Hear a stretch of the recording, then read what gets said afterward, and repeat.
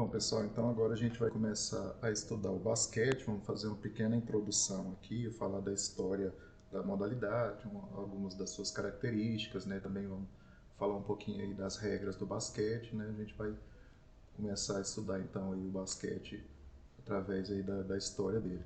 Né? Para começar, o basquete é um esporte coletivo, né, praticado por equipes, que surgiu no ano de 1891. Olha só quanto tempo já faz, né? Já temos aí 130 anos de história do basquete, né?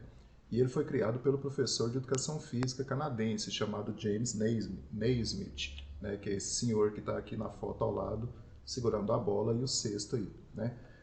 Ele trabalhava em uma escola chamada Associação Cristã de Moços, né, que a sigla era ACM. Essa escola ficava na cidade de Springfield, lá nos Estados Unidos. Uma questão interessante, se a gente puder resumir, é que o objetivo do jogo de basquete é você marcar pontos, né, jogando uma bola dentro da cesta da equipe adversária e também evitar que o time adversário faça o mesmo. Essa pergunta aí, inclusive, bastante gente errou no questionário que eu apliquei. Então, o objetivo é marcar pontos, jogar a bola dentro da cesta adversária e evitar que o adversário faça a mesma coisa. Algumas características aí do jogo de basquete quando ele surgiu, no mês de dezembro de 1891, o professor James Naismith, ele recebeu uma tarefa do diretor da escola em que ele trabalhava, que era de criar um esporte em que os alunos pudessem praticar em um local fechado, né, porque o inverno lá nos Estados Unidos era muito frio, muito rigoroso, e isso impedia que os alunos praticassem o beisebol e o futebol americano, que eram dois esportes que eram bastante populares na época, mas por causa do frio do inverno não poderiam ser praticados, e por isso o diretor da escola pediu ao professor que criasse uma modalidade para ser praticada em um local fechado.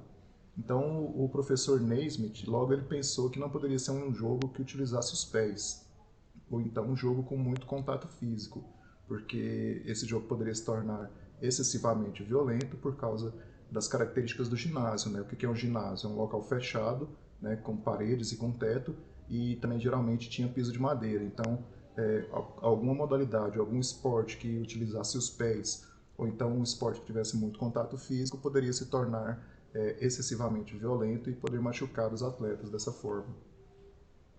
Então, o que ele pensou? Ele pendurou duas cestas de pêssegos, né, que era aquela cesta que ele estava segurando na foto inicial da nossa apresentação.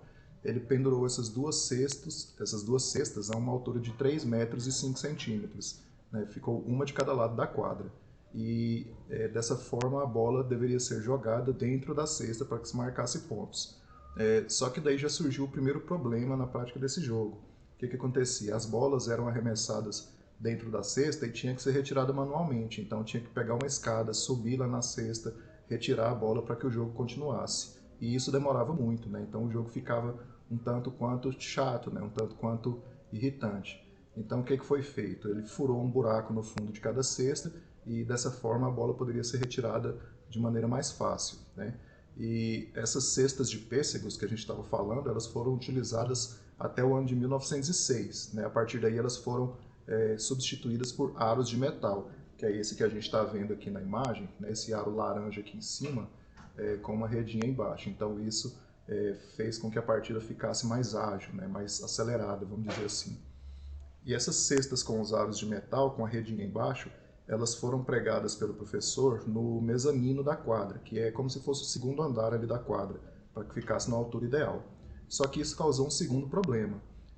Os torcedores que ficavam lá nesse mezanino, né, lá nesse segundo andar, eles começavam a interferir nos arremessos. Então o que acontecia? O atleta arremessava uma bola, e aí quando a bola ia entrar na cesta, algum torcedor que estivesse ali na arquibancada, ele batia na bola, né, batia a mão na bola e impedia que ela entrasse na cesta. Né? E isso foi um problema que o professor percebeu na partida de basquete. Então o que ele fez? Ele colocou uma placa de madeira, né, chamada tabela. Aqui nessa imagem a gente está vendo uma tabela que é feita de acrílico, um material transparente, como se fosse um plástico. Só que lá naquela época que o professor tomou essa atitude, era uma placa de madeira mesmo, né? Ela se chamava tabela. E essa placa foi colocada atrás de cada uma das cestas. E isso evitava que o público interferisse nas jogadas, né? E além disso, essa placa de madeira teve um outro efeito que foi bom para a partida, vamos dizer assim. O que acontecia? O atleta fazia um arremesso, né? e esse arremesso, se ele não entrasse na cesta, a bola bateria na tabela e voltaria para o jogo, né? O que acontecia antes, né? Um arremesso que fosse errado ia parar lá na arquibancada a bola, e isso fazia também com que a partida fosse mais lenta, fosse mais demorada. E com essa tabela que foi colocada lá atrás da cesta, o jogador arremessava a bola de maneira errada, o que acontecia? Ela batia na tabela e voltava para o jogo. E isso foi um efeito benéfico que o professor observou, colocar essa tabela atrás de cada uma das cestas. Vamos ver um pouquinho agora como que é a quadra de basquete. Como a gente pode ver aqui na imagem, ela tem 28 metros de comprimento, certo? E 15 centímetros de largura. Uma característica interessante da quadra de basquete é que essa região retangular aqui, ó, né, que está ao redor de cada uma das cestas, vamos imaginar, a cesta está bem aqui, tá, gente? E essa região retangular que fica ao redor da cesta é chamada garrafão.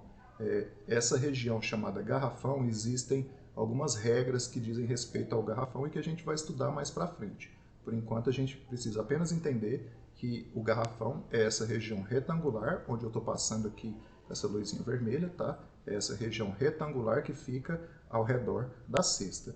Essa linha superior aqui do garrafão é a chamada linha de lance livre, que é de onde o atleta vai arremessar a bola em um lance livre, né, que futuramente a gente vai ver também o que é o lance livre.